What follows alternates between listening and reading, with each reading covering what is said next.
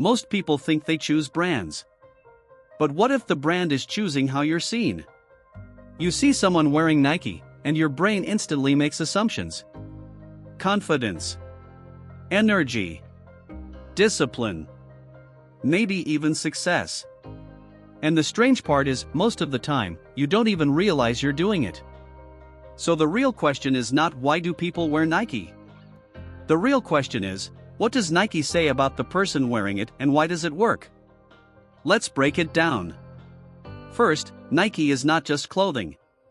It's a psychological signal. When someone wears Nike, they are not only choosing comfort or style. They are choosing an identity. Nike has built itself around one core idea: action, movement, effort. The slogan "Just Do It" is not just marketing, it's a mindset. So when a person wears Nike, consciously or not, they are aligning themselves with that mindset.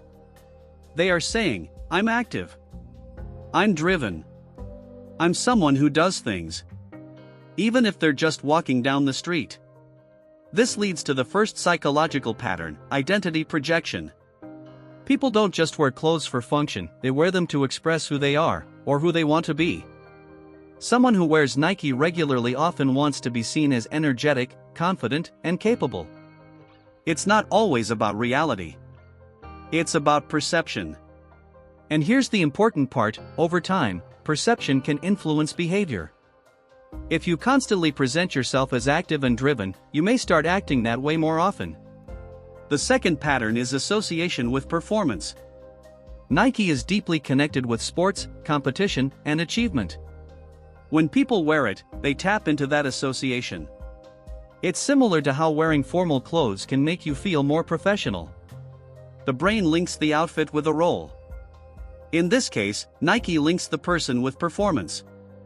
That's why many people feel more motivated when they wear sportswear, even if they're not going to the gym. The third pattern is social signaling. Clothing is communication. When someone wears Nike, they are sending a signal to others: I care about how I present myself.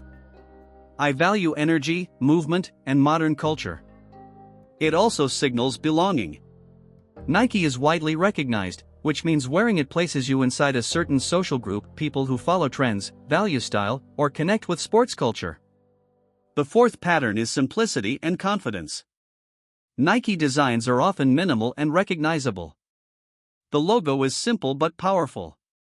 People who choose simple, recognizable brands often prefer clarity over complexity. They don't want to overthink their appearance. They want something that works. This can reflect a personality that values efficiency and directness.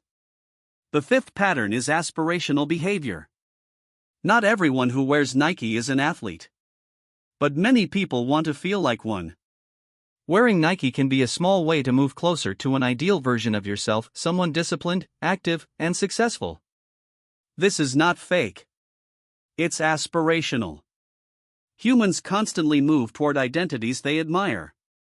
And clothing becomes part of that process. The sixth pattern is emotional influence. What you wear affects how you feel.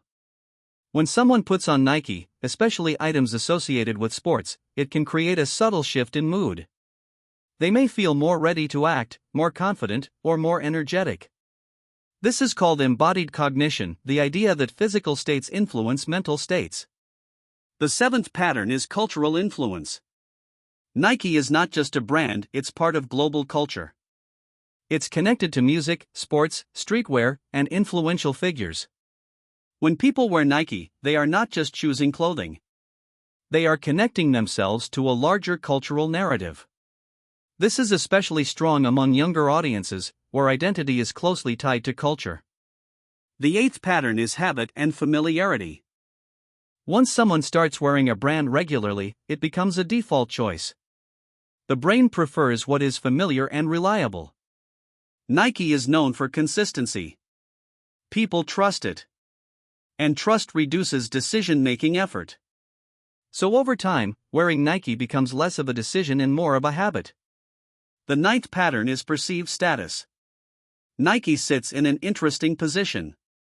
It's not the most expensive brand, but it still carries status. It's accessible, but respected. This makes it attractive to people who want to signal quality and taste without appearing excessive. The 10th pattern is alignment with movement and progress. At its core, Nike represents forward motion. People who are drawn to it often value progress, not necessarily perfection, but movement. Doing something instead of doing nothing. And this is where things become more interesting. Because wearing Nike doesn't automatically make someone disciplined, confident, or successful. But it can reinforce those traits. This is the part most people miss. Clothing doesn't define you, but it can influence you. And over time, small influences shape behavior. If you constantly surround yourself with signals of action, performance, and movement, your mindset slowly adjusts. But here's the critical point. Not everyone who wears Nike shares the same psychology. Some wear it for comfort. Some for style. Some for status. Some without thinking at all. This is where people make a mistake. They try to reduce behavior to one explanation. Human psychology doesn't work like that. The same action can come from completely different motivations. So instead of asking, "What does this brand mean?" a better question is, "What does this brand mean to this person?"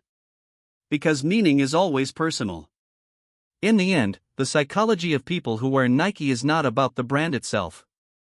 It's about identity, perception, and the subtle ways we shape ourselves through small daily choices. And once you start noticing that, you realize something important. People are not just wearing clothes. They're wearing signals. And those signals, over time, become part of who they are.